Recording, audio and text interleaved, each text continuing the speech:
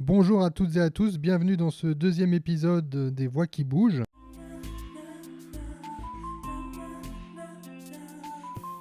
Aujourd'hui, j'ai la chance de recevoir Grégory Dinoir.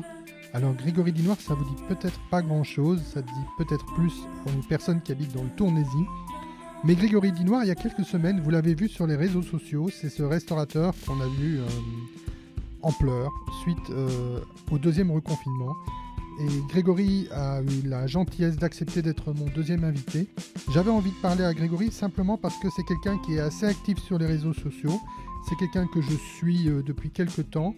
Et je pense que la manière dont le message de Grégory a été retransmis n'est pas forcément le message complet que Grégory voulait transmettre.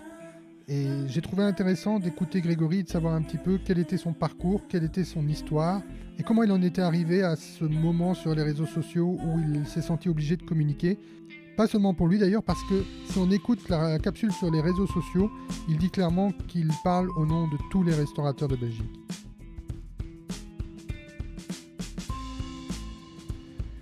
Grégory, bonjour. J'espère que tout va bien pour toi. Mais bonjour et très content d'être là et avoir répondu favorablement à ton invitation puisque, comme tu expliques, c'était pas une tribune politique et c'était ça qui m'intéressait surtout.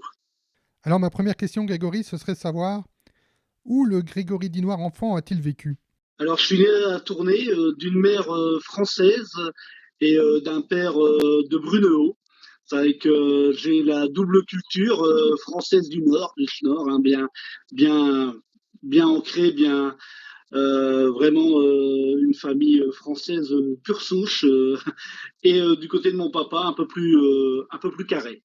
Alors évidemment, mon enfance est un peu partagée. Mes parents ont divorcé quand j'avais à peine un an et demi. C'est vrai que très vite, je me suis retrouvé d'un côté tous les 15 jours trimballé une fois chez mon papa, une fois chez ma maman. Chez mon papa, qui travaillait euh, comme au ministère des Finances avec le parcours un peu classique. Et du côté de ma maman, un peu le parcours française a tourné puisqu'on est venu à la cité Carbonelle vivre, mais avec énormément de difficultés puisqu'elle ne travaillait pas et elle faisait enfin, travaillait pas au départ. Et puis elle faisait des petits ménages et tout ça pour s'en sortir. C'est avec voilà, on avait un côté assez avec ma maman, c'était assez difficile. On n'a pas eu belle tout le temps. On en est maintenant à l'adolescence. Comment ça se passe ton adolescence? Alors, je vais revenir un peu avant pour faire comprendre un peu mon adolescence. C'est que mon enfance a été un peu chaotique parce que j'ai pas eu la chance de tomber sur le premier beau-père. J'ai eu un beau-père assez colérique. Et voilà, on va pas rentrer dans les détails, mais je peux vous laisser imaginer une enfance assez chaotique.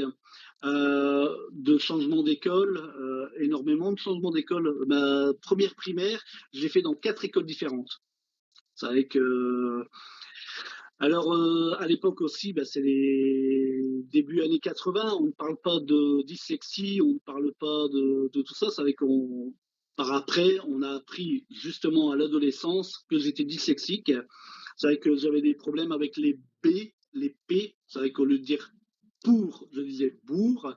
C'est vrai que voilà, ce qui était évidemment embêtant pour l'orthographe et j'en garde des séquelles. Souvent sur les réseaux sociaux, on me dit oui, tu fais des fautes d'orthographe. Il y a parfois je ne les vois pas. Alors, ce que je ne savais pas, c'est que je ne lis pas. Je reconnais les mots. Et c'est pas la même chose.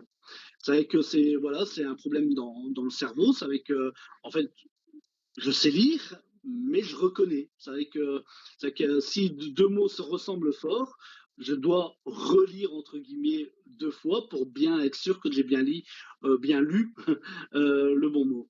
Tu dois faire plus attention que quelqu'un d'autre, on va dire. Oui, énormément, parce que quand même mes primaires ont été très très très chaotiques. Euh, je crois que très peu de monde, à part vraiment les gens qui me connaissent bien, j'ai été en primaire en école spéciale. C'est vrai que où j'étais avec tous des élèves qui avaient des retards niveau primaire. Et puis en secondaire, ça s'est bien passé puisque j'ai fini à Don Bosco en études normales et où j'ai fait mes années de maçonnerie. Vous savez que à la base, je suis maçon, vous savez que je suis diplômé maçon, mais je n'ai jamais trop vu la couleur d'un chantier. Tu t'es jamais rendu sur chantier, t'as jamais maçonné dans la vraie vie, entre guillemets, après l'école? Non, non, et mes profs à l'époque, j'ai une anecdote, c'est qu'à un moment donné, j'ai un de mes profs qui me dit tu seras jamais maçon. Alors, moi, je suis un peu embêté. Je dis, j'ai des bons points. J'avais quand même des 17 de moyenne. C'est vrai que j'étais même content parce que quand on avait une haute moyenne à l'époque, on n'avait pas d'examen, ni à Noël, ni en fin d'année. Alors, moi, j'avais très bien compris que ça me faisait finir 15 jours à l'avance. Ça veut dire que je pouvais avoir un job étudiant avant. C'est vrai que je boulottais toute l'année, j'avais ma moyenne et je n'avais pas d'examen en juin ni à Noël. Et un de mes profs me dit tu ne seras jamais maçon. Moi, si un jour tu sors de l'école et que tu me dis que tu es maçon, tu viens me voir. J'ai enfin, monsieur, je travaille bien, j'ai des beaux points, enfin, vous ne me motivez pas là. Ah non, non, non, non. Il dit à la rigueur politique peut-être, mais maçon sûrement pas. C'est vrai que c'était marrant à l'époque parce que bon ben voilà, j'étais délégué de classe, j'avais du bagou, puis j'étais en maçonnerie et je cirais mes pompes avant de partir de l'école. Et là, à un moment, quand même, il y a la rencontre avec ton futur vrai job. En fait, j'ai toujours eu cette envie de frites, mais je l'ai pas fait tout de suite. Au départ, je me suis retrouvé à faire des pizzas, à travailler dans les restaurants. Et puis, j'ai eu l'opportunité à 20 ans, 23 ans, à 23 ans, de reprendre mon premier café. Et là, c'est une sacrée aventure parce que j'avais 2500 euros, 100 000 francs belges, avec 2500 euros sur mon compte, c'est avec pas grand-chose, hein, à 23 ans. J'avais pas le permis de conduire et je roulais en scooter. Et j'ai emprunté beaucoup d'argent pour l'époque, 5 millions. Ouais, ah ouais, 5 millions, ils m'ont fait confiance à 23 ans. Et en fait, de fil en aiguille, quand je me suis investi dans l'ORECA, ben, on a eu des hauts et des bas. Il faut savoir que ça n'a pas été facile, notamment le passage à l'euro en 2003, où on a vraiment été très loin dans les comptes, où j'ai failli faire faillite. Et en fait, je me suis reconstruit, on a repris des petits cafés, même de village, et on s'est reconstruit petit à petit. On a eu dur. J'ai travaillé pendant 5 ans comme ambulancier. C'est avec en même temps que tenir un bistrot, tournait bien. Puis il y a eu l'aventure Standard de Liège champion après 25 Attends, ans. attends, attends. On revient un tout petit peu en arrière. J'ai pas compris le lien avec le Standard de Liège. Là, tu m'as complètement perdu. Moi, je ne suivais pas le football. Jamais. J'ai jamais suivi le football. Enfin, j'ai jamais suivi aucun sport, puisque depuis ma jeunesse, comme on disait, niveau hobby, c'était le travail. C'est vrai que j'ai jamais eu d'hobby réel, ni sportif, ni. Je ne suivais rien, même pas le tennis, le cyclisme, rien. Et puis, j'avais beaucoup d'amis et clients qui me parlaient de football.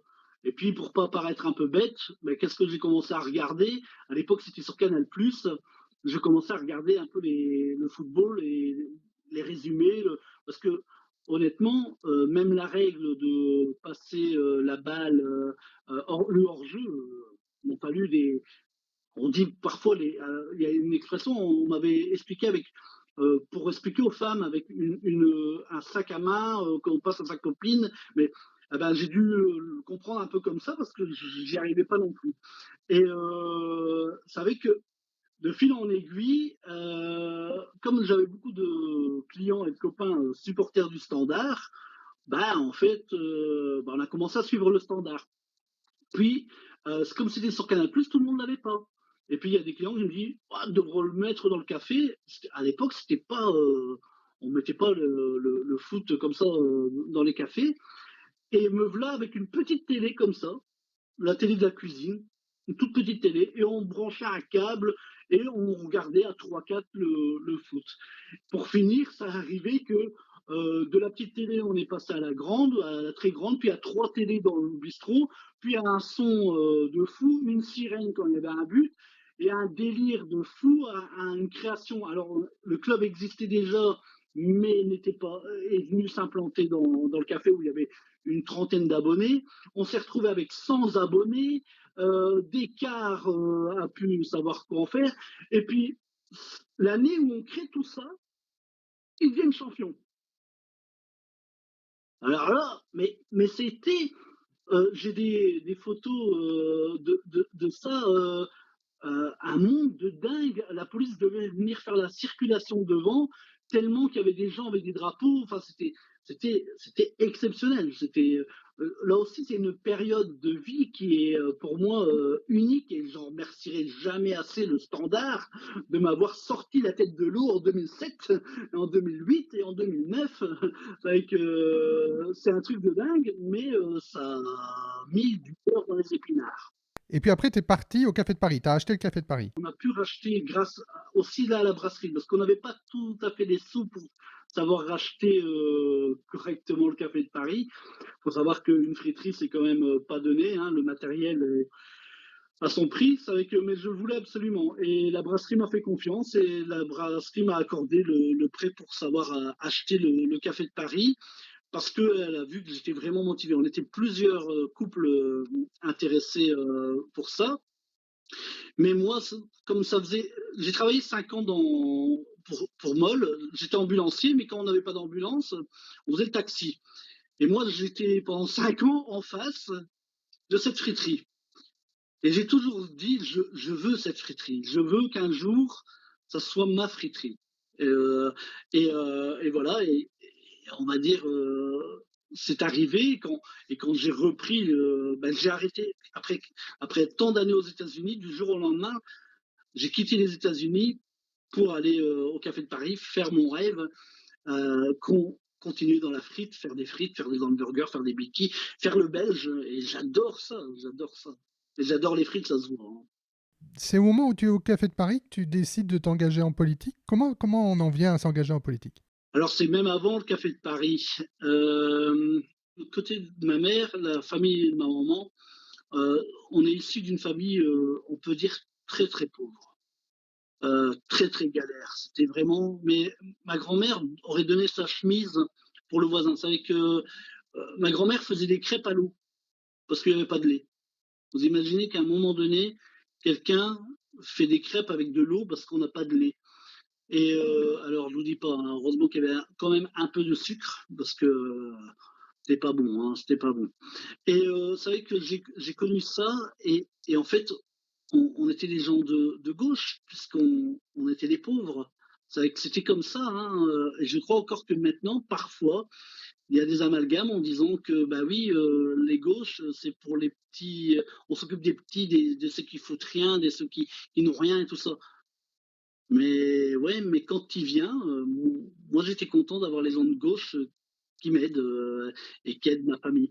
C'est vrai que j'ai été élevé dans le mouvement gauchiste, vous savez que automatiquement, même si je suis devenu indépendant, ben, j'ai toujours en mémoire ma grand-mère qui me fait des crêpes à l'eau. Alors je sais que même en étant de droite, on peut aussi être solidaire et et aider, hein, on sait très bien. Maintenant, pourquoi je suis arrivé à la politique, c'est un jour un monsieur politicien, parce que voilà, je connaissais beaucoup de politiciens, hein. Quand tu travailles dans le milieu de la nuit, les bars et tout ça, et bah, tu croises beaucoup, beaucoup de gens. Et puis, à l'époque, j'avais déjà une grande gueule, hein. Je crois que c'était entre 2000, je ne sais plus exactement, mais entre 2006 et 2008. Et j'ai un monsieur qui me dit, au lieu d'ouvrir toujours ta gueule comme ça, parce que tu as une grosse gueule, hein, t'es un gros râleur, hein, tu un bon râleur, hein, mais il dit pourquoi tu mets pas cette gueule-là, hein, râler tout le temps sur les trucs, au service des autres. Râle aussi pour essayer de faire avancer les choses. Et puis moi je dis, ma petite personne qui va faire avancer les choses, elle dit, la petite personne me fait déjà bouger, je t'écoute déjà moi. C'est que si moi je t'écoute, c'est que tu n'es plus. Faut pas dire. Il n'aimait pas quand je disais que j'étais une petite personne. Il disait que toute personne était grand à son niveau. Vous savez qu'il n'y a pas des petits, il n'y a pas des grands, et que voilà, et que ma grande gueule devait servir autre chose qu'à râler derrière mon bar. Et ce monsieur s'appelait Rudy Demotte. Pourquoi on s'est rencontrés, Rudy et moi, et qu'on a sympathisé? Bah, c'est un moment tenu un café. Alors maintenant, on va passer au Grégory des réseaux sociaux. Vu de Bruxelles, c'est pas très loin, ça c'est certain. Moi, j'ai l'impression que tu aimes bien jeter parfois un bon mot ou bien amener un petit truc comique sur les réseaux sociaux. En fait, la base des réseaux sociaux, à la base, c'est un truc d'amis pour un peu se marrer.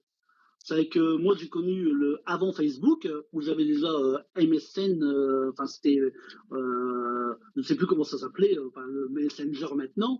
C'est vrai que j'avais déjà ça à l'époque. Et on était là pour déconner. Moi j'ai toujours considéré que les réseaux sociaux, à la base, c'était pour déconner. Il faut savoir qu'à l'époque, même en 2006, même 2009, les élections de 2009, il y avait très peu de politique sur les réseaux sociaux, hein, niveau Facebook et tout ça. Il y avait, et je crois même que on ne pouvait pas trop faire de politique à l'époque.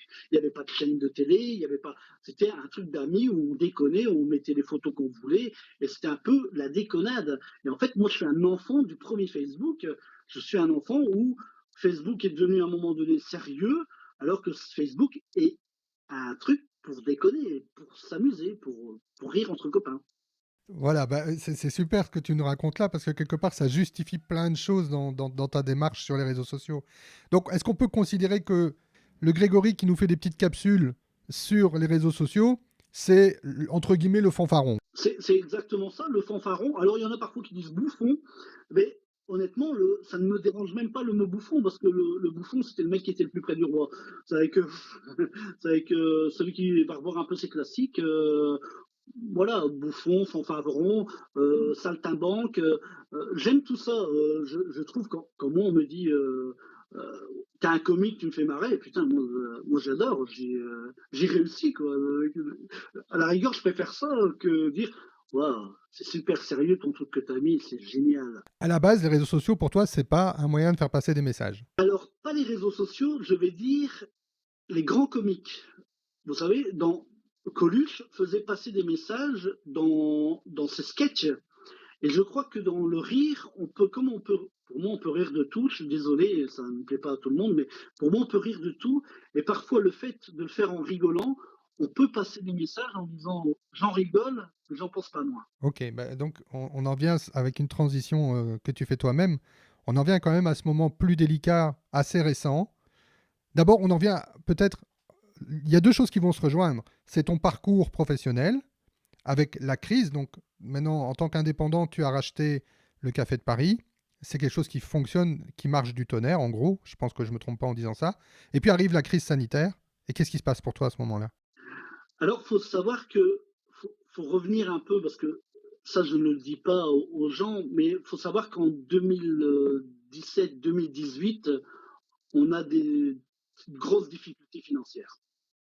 Parce qu'il faut savoir qu'on a racheté le café, qu'il n'y avait plus rien à la base. C'est vrai que et ça a été quand même des années, les premières années assez difficiles et assez compliquées. Ensuite, 2019, en fait, on a commencé à remonter la pente et bien. C'est vrai que c'était pour nous, ça commençait vraiment à être bien 2019. Et je dois même dire que septembre, octobre, novembre et décembre 2019 nous a remis un peu à flot et on voyait la vie un peu en rose. Voilà, c'était. Et quand 2020 est arrivé, c'est avec janvier 2020, il faut savoir qu'on faisait 30% de plus que janvier de l'année d'avant. Hein. C'est qu'on on était rentré dans, ça y est, on était, voilà, c'était la croix de guerre. Tout d'un coup, tout va se rencontrer. Ton parcours professionnel, ton engagement politique et ton amour pour les réseaux sociaux. Et donc, on en vient à cette fameuse vidéo où, bah, on va dire franchement, tu t'es déprimé, tu pleures. Ouais. Et là, tu veux le dire clairement. Et cette vidéo, est-ce qu'elle a été bien reçue par tout le monde? Qu'est-ce que tu peux nous en dire? Est-ce que ça t'a amené des problèmes ou pas? Quand on apprend ce confinement, c'est un vendredi, en plus, Je sais pas pourquoi, eux, ils nous annoncent toujours les trucs le vendredi. Vous savez, quand tu as le plus de marchandises, quand tu as le plus de frais. Enfin, je sais pas, pourquoi pas un lundi en disant, voilà les gars, lundi, mercredi ou jeudi, vous serez confinés. Ben, ça va. Mais là, toujours le vendredi, nous annoncer ça, ça va pas. Et là, évidemment, je pète un câble. Pourquoi? Parce que les gens viennent, je fais à l'emporter, moi, et le vendredi, je note les commandes. Et les gens, à chaque fois, ils me disaient, ça va? Ça va? Et en fait, là, à un moment donné, je dois aller derrière. Et en fait, je le mets en vidéo, mais pratiquement en direct, hein. Et je mets, bah non, ça va pas. Et là, bon, je pars un peu dans des gros mots, hein. J'aime bien les gros mots, hein, quand même. Je suis quelqu'un. Bon, voilà, vous savez que. Et voilà, et ça part, et puis je la publie, puis je m'en vais travailler. C'est vrai que je regarde pas. Et puis je travaille, voilà. Mais alors, à 22 heures, là, je, je vois mon portable et il est marqué, je lis 400 notifications. J'ai le nom de Dieu, qu'est-ce qui s'est passé? Et en fait, je relis et je vois 4000 notifications. J'ai ça bug. Et là, en fait, ma vidéo était partie vraiment. Voilà. Alors, il y en a qui disent oui, il a voulu faire le buzz. Honnêtement, et les gars, si je connaissais la recette pour faire le buzz d'1 million de vues, je l'aurais fait il y a longtemps, hein.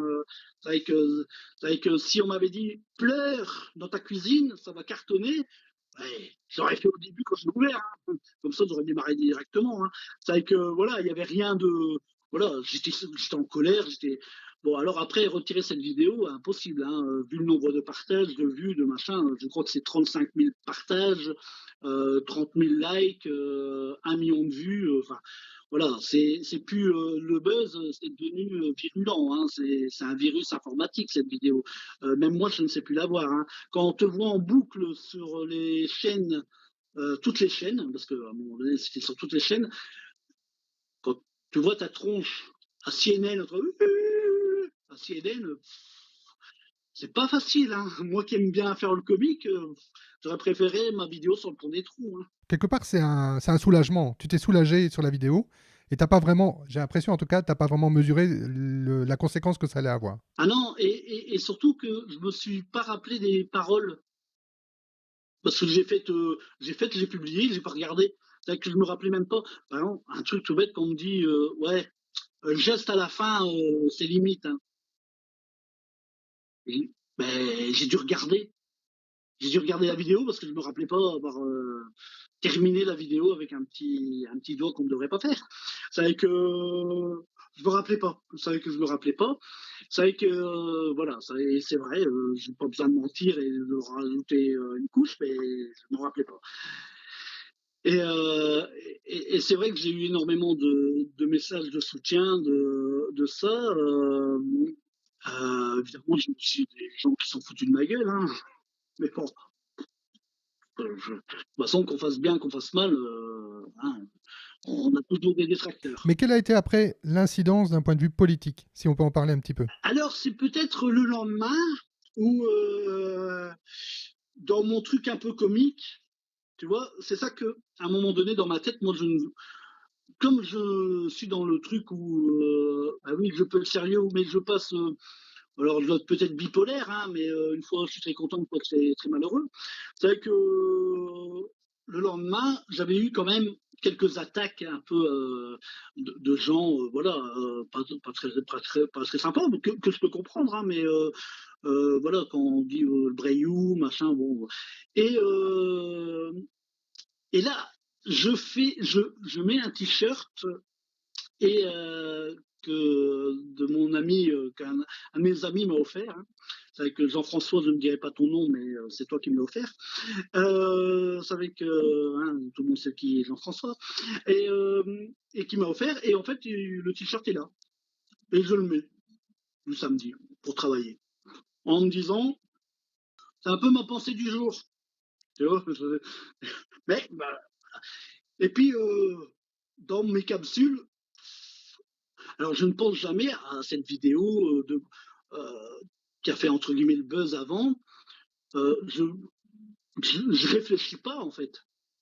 Et je suis toujours dans le truc. je vais essayer de faire marrer les gens. Évidemment, je fais une vidéo en disant: «Oh, j'en veux à personne, tout le monde est gentil, tout le monde est beau» et je montre ce qui est marqué sur le t-shirt. Je ne le dis pas, ne le dis pas, j'ai jamais dit, j'ai montré. Là, ça n'a pas fait rire tout le monde. Alors il y en a qui disent: «On comprend la première vidéo, mais la deuxième, Greg, t'arrache». Et en fait, c'est vrai que là aussi, j'ai travaillé. Alors, toujours faire des vidéos avant le boulot et puis de regarder après, c'est jamais bon. Mais là aussi, elle est partie en cacahuète parce qu'il y a eu presque 1000 likes et plein de partages et beaucoup de vues. Et puis elle me faisait un peu marrer. J'avoue, elle me faisait marrer. Voilà, elle me faisait marrer. J'aime bien Bigard. Bigard il faut savoir que Jean-Marie Bigard l'a repartagé. C'est vrai que ce n'est pas drôle. Mais évidemment, dans le contexte actuel, voilà, j'ai refait dans 6 mois, peut-être que c'est plus drôle. Enfin, le t-shirt est en place, hein. Je sors plus, hein. Je peux plus sortir de la garde-robe, hein. Est-ce que ça a posé des problèmes politiques? Qu'est-ce que tu peux nous dire là-dessus? Si t'as pas envie d'en parler, on n'en parle pas, hein. Je veux pas forcer. Non, non, non, mais niveau problème, non, parce qu'on me connaît. C'est vrai qu'on sait que voilà, je peux parfois en faire trop, même, et je le reconnais. Je suis le premier à reconnaître, hein, que parfois j'en fais trop. Voilà, maintenant on dit attention quand même, t'insultes, c'est une façon d'insulter. Alors je dis non, parce que ça peut être aussi le mot qui est mis sur le t-shirt peut être allez tous vous faire voir. Voilà, pour moi dans l'idée, allez tous vous faire voir. Évidemment, allez tous vous faire voir, c'était moins percutant qu'allez tous vous faire bon. Voilà, puis bon, c'est jamais mauvais de temps en temps. Voilà, c'est avec et mais dans le contexte actuel, c'était pas le bon moment, c'était pas le bon jour, c'était pas la meilleure période, et c'est surtout au niveau message politique, un peu à la Trump, qui est pas très à la mode. Alors politiquement, on m'a dit tu exagères, hein, faut commencer maintenant ta communication comme tu es vu, tu es suivi, tu es Greg, tu n'es pas parce que encore une fois, je dis ouais ma petite personne, non non, là on arrête, t'es plus la petite personne, hein. Le mec qui fait 1 million de vues sur Facebook n'est plus la petite personne, parce qu'il y a plein de monde qui viennent voir qui c'est Grégory Linoir sur les réseaux sociaux. C'est vrai qu'il faut arrêter avec ce truc. C'est vrai que, non, non, mon bourgmestre m'a dit, tu exagères, je comprends le fond, pas la forme. Et moi, je lui ai dit, oui, je comprends, je suis désolé, mais il dit, voilà, c'est fait, c'est fait. Maintenant, on fait quand même attention. Hein, voilà, j'ai envoyé des petits mots d'excuses quand même au ministre en disant, voilà, euh, au ministre que je ne parlais pas pour tout le monde. C'était le contexte qui faisait que je me sentais. J'avais l'impression que j'avais fait une faute quand on me ferme parce que j'ai mal travaillé, parce que j'ai pas fait attention. Tu vois, j'avais l'impression que j'avais fait une faute. Et comme un petit gamin, quand il a fait une faute et que c'est pas lui, tu vois, il se roule par terre, il fait le sale gosse. Ben, moi, j'ai fait le sale gosse. J'ai vraiment fait le sale gosse. Et alors, quand on me dit, est-ce que tu le referais? Ben, oui, parce que j'ai trouvé ça drôle sur le moment. Maintenant, si on me disait, est-ce que tu la referais en sachant que? Non, je ne la referais pas. Parce que là, mais j'assume toujours ce que je dis et j'assume toujours tout ce que je fais. Je crois que c'est ma force et je reconnais beaucoup, beaucoup, beaucoup de choses que je fais mal et je reconnais aussi beaucoup, beaucoup de choses que je fais bien. Est-ce qu'on peut dire que d'un côté c'est le Grégory indépendant et de l'autre côté c'est le Grégory du peuple, je vais dire, qui se rencontre? On peut dire ça quelque part? C'est l'indépendant qui veut réussir et c'est celui qui pense aux autres parce que il y a une chose que tu dis pas, mais quand même moi que je trouve qui ressort dans tes vidéos, c'est que systématiquement tu as toujours dit pour moi et pour les autres. Voilà, en fait, ce cas, c'est que c'est vraiment, on peut dire, même on peut appeler ça des personnages. C'est vrai que, bah oui, il y a le côté indépendant, travailleur et, allez, c'est pas, je veux dire courageux parce que souvent je n'arrête jamais. Et puis tu as le côté où j'aide les gens, ou ce côté un peu social parce que je sais d'où je viens et je vois la misère des gens. Et quand parfois, comme j'ai vraiment un petit cœur, alors ça peut être parce que en même temps je montre pas facilement mes sentiments. Je dis très rarement aux gens que je les aime, même s'ils le savent. Et quand je le dis, les gens on se dit waouh, ça va pas. C'est vrai que je suis pas quelqu'un qui me dévoile fortement. Et je crois qu'avec toi, c'est vraiment, j'ai l'impression de faire une thérapie là. Et en fait, ces 2 trucs se rencontrent et parfois, tu vois, l'électricité, ben, fait que, ça part un peu dans tous les sens. Ce qui est sûr, c'est que je parle pas de moi parce que j'ai confiance en moi. Alors ça peut être, très arrogant, mais j'ai confiance en moi et j'avais lu un livre sur ça, sur d'abord, avant tout, pour réussir dans la vie, il faut avoir confiance en soi, il faut croire en ses rêves. Et moi, je crois toujours en moi. Ok, ok, bah c'est une belle conclusion. Je crois qu'on a bien fait le tour, là, on a bien parlé. Est-ce qu'il y a autre chose que tu veux ajouter, toi? Parce que c'est pas une tribune politique, mais si toi, tu as quelque chose que tu voudrais encore dire ou quelque chose à laquelle tu as pensé, tu dis il faudrait que j'en parle. Euh, non, je crois que j'ai fait un peu le tour. Ce cas, c'est que si, il y a un truc que j'aimerais bien rajouter, c'est que, vous savez, les réseaux sociaux, c'est de la télé, c'est du show. C'est qu'il faut pas croire tout ce qui est marqué sur les réseaux sociaux, faut pas croire tout ce que je dis. Et on est là pour faire le show, on est là pour faire divertir. Et c'est ça, les réseaux sociaux, c'est ça la télé. Alors quand vous regardez à 13 heures le journal télévisé ou à 19 heures ou le 20 heures, ça c'est les informations. Tout le reste après, c'est que du show. Eh ben, sur ma page, il n'y a pas d'information, il n'y a pas d'infos. C'est du show. Avec, ouais, ouais. Ah oui, comme j'ai dit tout à l'heure, il y a toujours un message derrière, évidemment.